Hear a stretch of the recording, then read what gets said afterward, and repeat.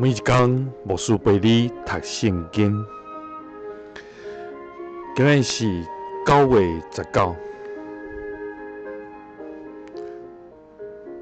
哥林多前书5章第1节到第5节。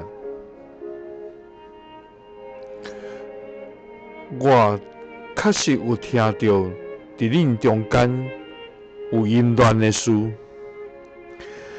这款淫乱连教会外嘛无，因为有人甲伊的后母同居。安尼，恁还有啥物通碰风？恁敢无应该感觉伤心？甲做这款代志的人对恁中间开除。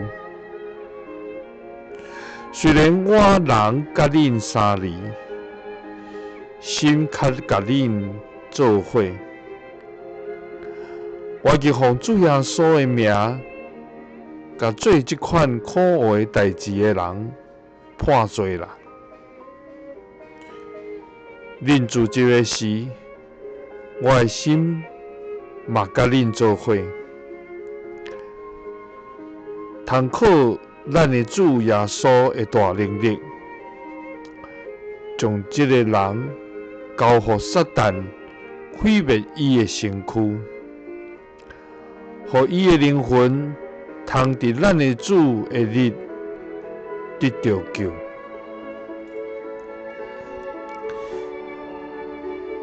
保罗对哥林多教会侪败坏，包括行淫乱的事，有侪的警戒甲教示，也要予每一个信徒通知，伫咱的行为若无比无信主的人较好的时，那安尼，咱有啥物通碰风？有啥物通骄傲？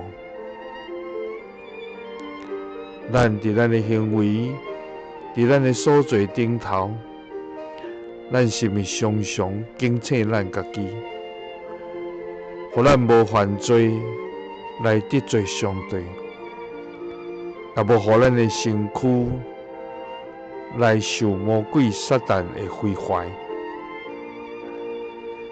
求主帮咱，互咱每一天的生活，拢下伫上帝的旨意，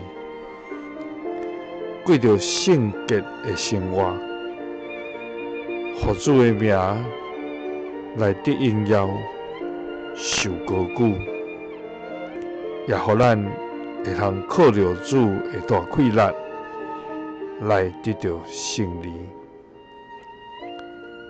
愿主时刻甲咱三个伫地，耶稣听你，祝你平安。